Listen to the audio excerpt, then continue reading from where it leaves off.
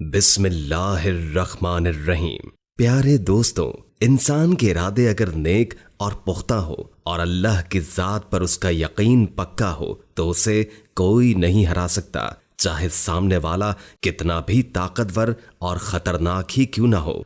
आज सुनाने जा रहा हूँ एक हैरानकुन और सबक आमोज किस्सा। अल्लाह के नेक बंदे जो फकीर कहलाते हैं उनका एक ऐसा किस्सा सुनाने जा रहा हूँ कि कैसे उन्होंने चीते से जंग की और फिर वो चीता आपके गुलामों में से गुलाम बन गया, आपका मुरीद बन गया। नमाज की हालत में जब चीता आ गया तो आपने क्या किया, हम आपको इस वीडियो में बताएंगे। वीडियो में आगे बढ़ने से पहले मेरी तमाम नए आने वाले दोस्तों से इल्तिमास है कि वीडियो को लाइक करें, चैनल को सब्सक्राइब कीजिए और महफिले दुआ का हिस्सा बनने के लिए कमेंट में अपना नाम जरूर तहरीर कीजिए। प्यारे दोस्तों, वहरात में काफिरों का एक गांव था जहां के तमाम लोग गैर मुस्लिम थे, अल्लाह की वाहदानियत को पहचानते नहीं थे। पर अल्लाह जब किसी पर अपनी करम नवाजी करने पर होता है तो वहां पर अपने नेक बंदे को भेज देता है।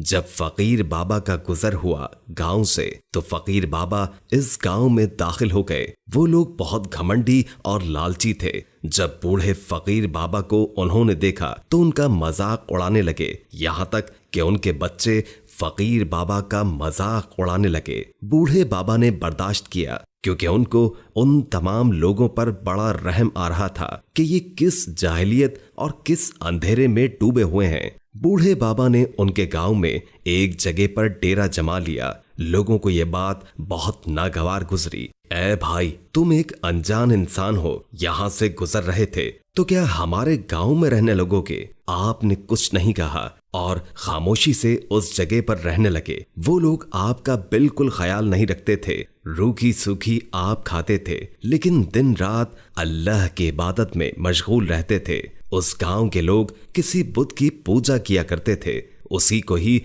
अपना सब कुछ मानते थे, उसको अपना खुदा कहते थे, उसी की इबादत किया करते थे। दिन रात उसी के आगे सजदे में झुके रहते थे और उसी बुत से मदद मांगते थे। फकीर बाबा जब उन लोगों को इबादत करते हुए देखते थे, इतने तवील सजदे में देखते तो हैरान होते थे और पूछते थे, तुम किसकी इबादत कर रहे हो? तुम किसके आगे अपना सर झुका रहे हो? तुम्हारे सामने तो कोई भी नहीं है, तुम किससे मदद मांग रहे हो? तो फकीर बाबा उनसे कहते थे कि मैं एक अल्लाह की इबादत करता हूँ जो इस तमाम कायनात का खालिक और मालिक है, जिसने मुझे भी बनाया है और तुम लोगों को भी बनाया है। तुम लोग जिसको पूछते हो, जिसके आगे सर झुका रहे हो, ये तुम्हारी कोई मदद नहीं करने वाला। अभी भी वक्त है, सुधर जाओ। जो कुछ तुम जमा कर रहे हो अपने साथ लेकर नहीं जाओगे। ये लालच और गुरूर छोड़ो और सिर्फ एक अल्लाह की इबादत करो जिस रास्ते पर मैं चल रहा हूँ। आओ मेरे प्यारे लोगों, तुम भी उसी रास्ते पर चलो। मगर वो लोग घमंडी और लालची लोग उनकी बात नहीं मानते थे और कहते थे कि अपने काम से काम रखो बाबा, हमारे काम में दखल अंदाजी मत करो। और वो लोग उल्टा फकीर बाबा को ही समझाने लगे। उनकी नाफरमानी का नतीजा ये हुआ कि अल्लाह पाक को उनकी ये बात बहुत बुरी लगी। एक मर्तबा यह हुआ कि उसी गांव में एक खतरनाक खौफनाक चीता आ गया जो बच्चों को उठाकर ले जाता था। उस वक्त ये बुजुर्ग बाबा अल्लाह की इबादत में मशगूल थे, अल्लाह की मोहब्बत में डूबकर तवील सजदे की हालत में थे।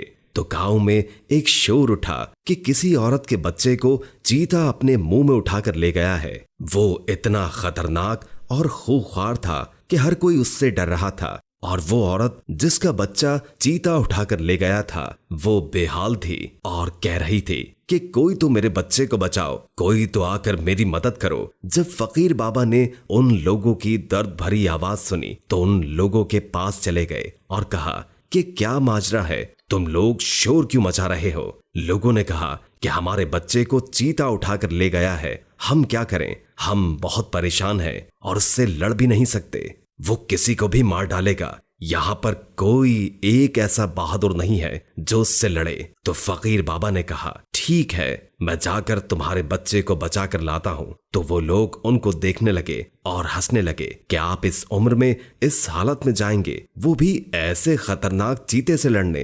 तो वो बाबा कहने लगे, मुझे अल्लाह की जात पर पूरा भरोसा है, वही रब है, जिंदगी और मौत देने वाला रब है, वो इतना ताकतवर है कि मेरी मदद जरूर करेगा। तो वो लोग कहने लगे, यहाँ तक कि वो बच्चे की माँ कहने लगी कि अगर बाबा आप मेरे बच्चे को चीते से बचा कर ले आए तो मैं इस्लाम कबूल कर लूंगी और आपके बताए हुए रास्ते पर चलूंगी। तो फिर बाबा कहने लगे, ठीक है, मुझे थोड़ा वक्त दो। आप चलते हुए उस जगह पर गए जहां पर चीता गया था।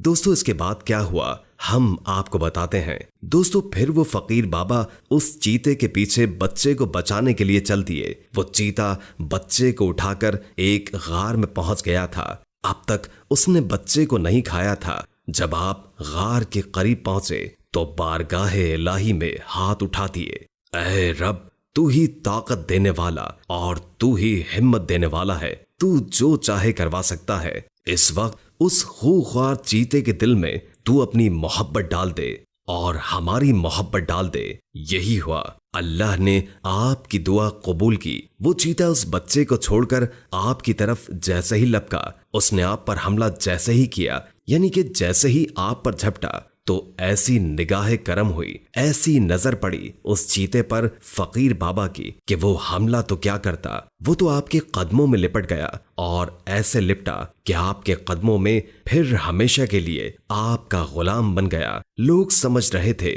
कि बाबा अब जंगल गए हैं, वापस नहीं आएंगे। उस औरत का रो रो कर बुरा हाल था। इतने में क्या देखते हैं कि फकीर बाबा आ रहे हैं और बच्चा भी सही सलामत है और फकीर बाबा भी सही सलामत है और वो चीता भी आजिजी के साथ, गुलामी के साथ आपका मुरीद बनकर आपके साथ चलता हुआ आ रहा है। वो चीता आपका मुरीद बनकर रह गया और फिर आपकी खिदमत गुजारी में लग गया और हमेशा आपके साथ रहने लगा। लोगों ने ये सब देखा तो कहने लगे कि अब हम मुसलमान होना चाहते हैं और सिर्फ एक इंसान यहाँ पर मुसलमान नहीं होगा, बल्कि पूरे का पूरा गांव आपके हाथ पर इस्लाम कबूल करेगा। और इस तरह फकीर बाबा के हाथ पर पूरा गांव मुसलमान हो गया। दोस्तों, फकीर जिसे कहते हैं वो मांगने वाला नहीं होता।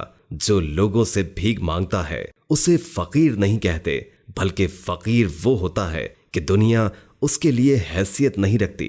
वो अपनी जिंदगी हुजूर पाक सल्लल्लाहु अलैहि वसल्लम की मोहब्बत में फना कर देता है, अपनी जिंदगी अल्लाह के सुपुर्द कर देता है, हुजूर की मोहब्बत में अपनी जिंदगी गुजार देता है और दुनिया उसके आगे कोई अहमियत नहीं रखती। अल्लाह पाक से दुआ है कि अल्लाह पाक हमें हुजूर पाक सल्लल्लाहु अलैहि वसल्लम की सुन्नतों पर अमल करने की तौफीक अता फरमाए। आमीन सुम्मा आमीन या रब्बुल आलमीन। वीडियो अच्छी लगे तो लाइक और कमेंट कर दें ताकि आपको ऐसी नई नई वीडियोस मिलती रहें। जज़ाकल्लाह। अस्सलामु अलैकुम व रहमतुल्लाहि व बरकातुहू।